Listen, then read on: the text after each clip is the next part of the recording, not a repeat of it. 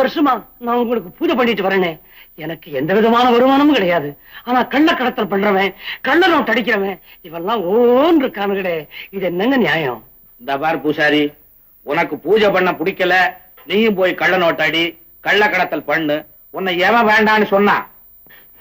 எப்ப இதெல்லாம் நீ செய்ய போறேன்னு என்கிட்ட வந்து கேட்ட, உன்னை வேண்டான்னு நான் தடுத்தேன். எனக்கும் பொருளாதாரத்துக்கு என்னையா சம்பந்தம்? உன் பொண்ணு கல்யாணத்துக்கு பணம் வேணும்னா எவனாவது அறிஞ்சவன் தெரிஞ்சவன் சிநேகக்காரனை போய் கேளு. அதை விட்டுட்டு என்கிட்ட வந்த ஆளுதான். நான் என்ன கோயிலுக்கு பின்னால பேங்கா வச்சு நடத்துறேன்? என் உண்டியல்ல கூட நீங்க தானேயா பணத்தை போடுறீங்க, அதுவும் கள்ள பணம். நான் எடுத்து பார்க்கவா போறேங்கிற தைரியம் தானே? சாரி, அநியாயம் பண்ணாத பணத்துலதான் உன் பொண்ணுக்கு கல்யாணம் பண்ணணும்னு நினைச்ச, அது இந்த ஜென்மத்துல நடக்க. வாஸ்தவம் தாங்க. ஏன் ஆண்டவனே, நீங்க மனசு வச்சா இந்த பணத்தை உங்க கையாலேயே படைச்சு கொடுக்க முடியாதுங்களா? பூசாரி, கள்ள நோட்டை அடிக்கிறவன் அச்சாவிசில் அடிக்கிறான், அதையே நீ என் கையால படைச்சு கொடுறான்னு சொல்ற. பூசாரி, கவர்மெண்ட்டுக்கு தெரியாம பணத்தை அடிச்சாலும் சரி படைச்சாலும் சரி அது கள்ள பணம் தான் பூசாரி.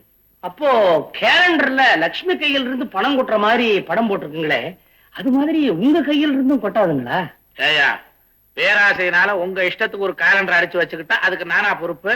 அப்போ லட்சுமி கையில் இருந்து கொட்டுற பணம் யாரு கையில இருந்து கொட்டினாலும் சரி அது கள்ள பணம் தான் பூசாரி. அப்போ தெய்வங்களால பணமா தர முடியாதுங்களா? எங்களால எதுவாகவும் தர முடியாது. அப்புறம் எப்படிங்க? நீங்களே உழைச்சு சம்பாதிக்கணும். உழைக்கணுமா? உழைக்கணும்னா உழைக்கணும் பூசாரி. ஆண்டவனே, இந்தியா பெரிய நாடு. இத ஒருத்தர் ஆடுறதை விட மாகாணங்களை தனித்தனியா பிரிச்சு கொடுத்துட்டா வம்பு எல்லாம் போயிடும்ல? வம்ப விலைக்கு வாங்கிட்டு வம்பு இல்லாம போயிடுமா? பூசாரி, நீ மசால் வடை சாப்பிட்டு இருக்கிறியா? மசால் வடை சாப்பிடாதவன் ஒரு மனுஷனுங்களா?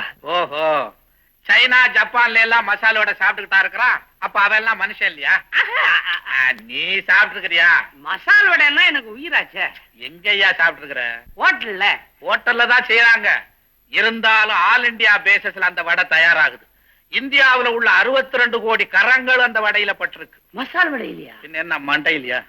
மசால் வடை செய்யறதுக்கு என்னென்ன தேவை சொல்லு பாப்போம். மசால் வடை செய்யறதுக்கு முக்கியமா கடலைப்பருப்பு. அது எந்த மாகாணத்துல விளையுது?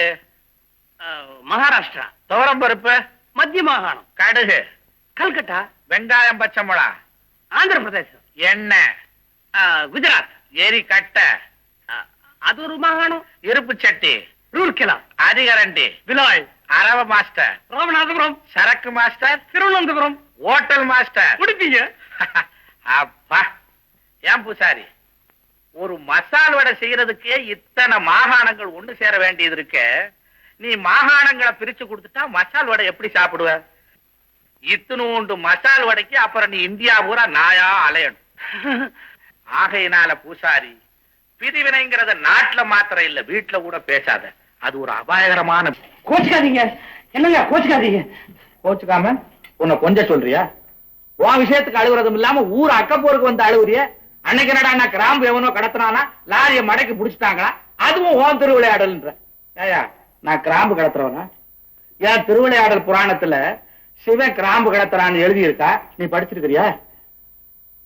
பேசாம இருந்த எல்லாத்துக்கும் ஆட்டுவ. அது போகட்டும், அன்னைக்கு அந்த கனக சபை வந்து உடம்பு கெட்டு போச்சுன்றான், அதுவும் ஏன் திருவிளையாடல் நீ சொல்ற. ஏயா, அவன் உடம்பு கெட்டு போனதுக்கு அவன் திருவிளையாடல் காரணமா ஏன் திருவிளையாடல் காரணமா? அவன் உடம்புல போய் நான் என்னையா செஞ்சேன்?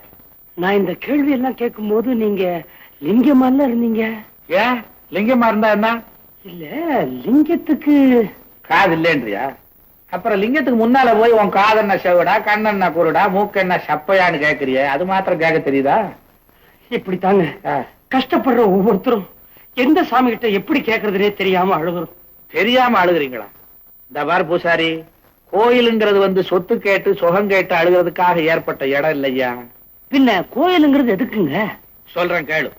இந்த கெட்டு போன உலகத்துல ஊருக்கு ஊர் ஒரு கோயிலை கட்டி அங்கங்க 40 சதுர அடிய கெடாம வச்சிருந்து இந்த கெட்டு போன கும்பல் எல்லாம் அங்க வந்து நின்னு, நாம ஏன் கெட்டோம், அடுத்தவனை ஏன் கெடுத்தோம், இனிமே கெடாம இருக்கிறதுக்கு என்ன வழின்னு சிந்திக்கிறதுக்கு தாயா விட்டு வச்சாங்க.